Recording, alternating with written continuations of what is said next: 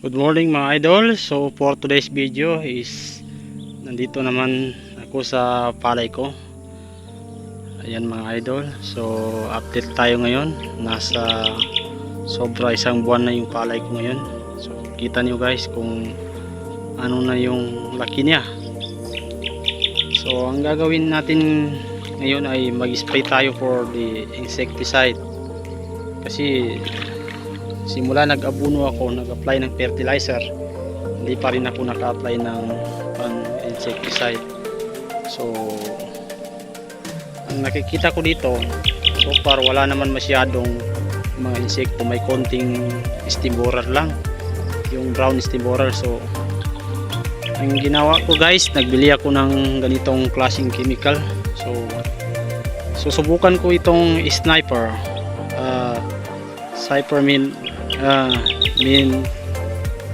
train. So ito ay hindi ko pa nagamit. So ngayon ko pala itong nagamit, no.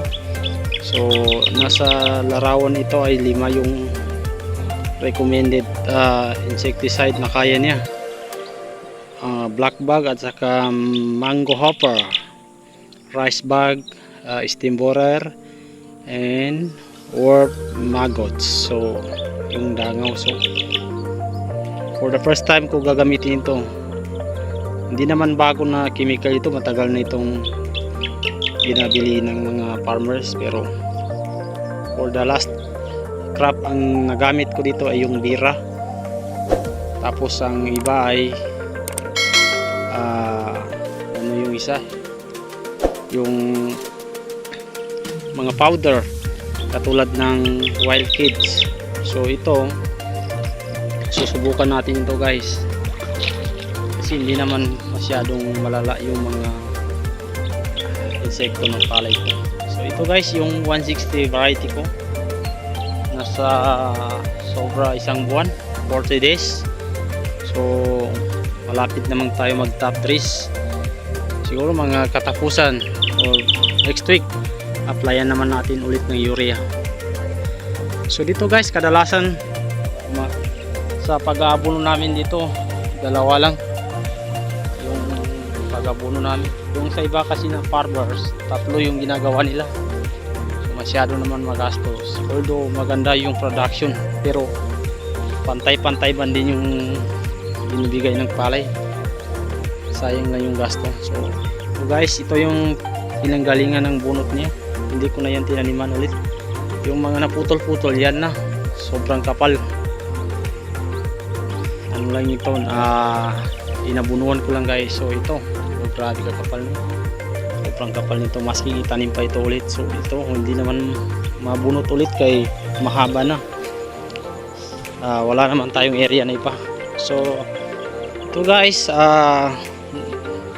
ina-apply ko in the 6 AM in the morning. So susubukan pa rin natin itong sniper, kasi mahirap na yung sabi-sabi na yung iba hindi masyadong mabisa, pero mas maganda pa rin ng subukan natin. Ito ay nasa dosage ako ng takip niya. Dito lang ako nagdo-dosage sa takip niya guys. Nag-apply ako ng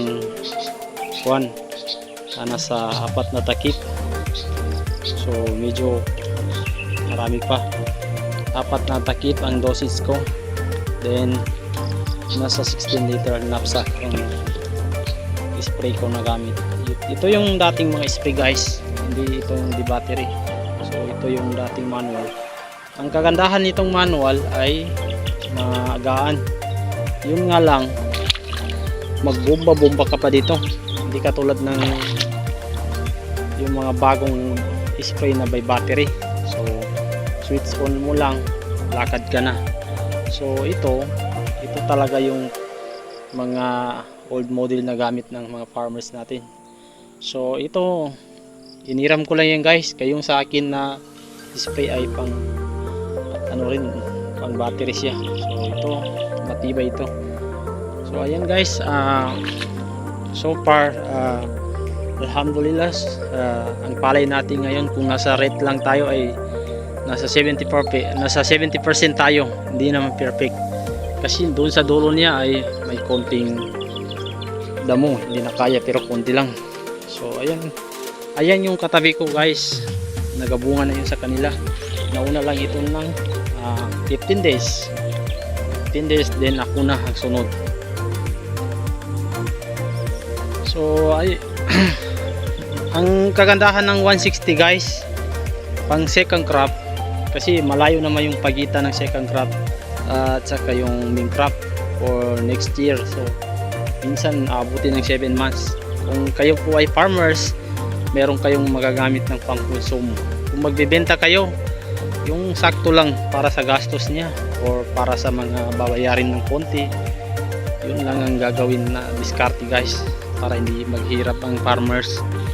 Kasi alam mo naman, napakamahal ng presyo ng palay, pero ganun din ng bigas, bawi rin. Kung ibibenta mo, magbili ka ng bigas, wala pa rin pagbabago, mas lalo kang maghihirap. So, ang diskarte namin ito guys, kaya nga ang kadalasan for the second crop na tanim namin, kadalasan dito nagtatanim yung mga tao ng 160 variety. So ang habol namin doon ay malambot yung kanin niya. So masking hindi masyado malaki yung bibigay ng production, at least yung kanin malambot. Tsaka depende pa rin yan, kasi yung iba dito ay gumagamit sila ng 1140, ay 440 pala, 440 variety. Yun kasi daw ang malakas, at saka 342 yan, yung iba 342. So ito guys ang palay ko ngayon. So ipiplex ko lang sa inyo. Hindi pa man masyado kagandahan ito guys, pero ito ay bilang isang farmers, masking hindi pa masyado expert. So ang ginagawa namin dito ay, kung hindi ka pa masyado expert, gagaya ka lang sa mga katabi mo o magtatanong ka lang. So ito ay nasa second crop pa lang ang tanim ko dito. So ito na yung status niya guys, makapal yung stem. So ang tinira ko na abono dito is Yara Liva, ay Yara lang, Yara, baking Yara. Yan ang ginamit ko na abono. Itong katabi ko ay ginamit na yung yung urea lang ng Swire.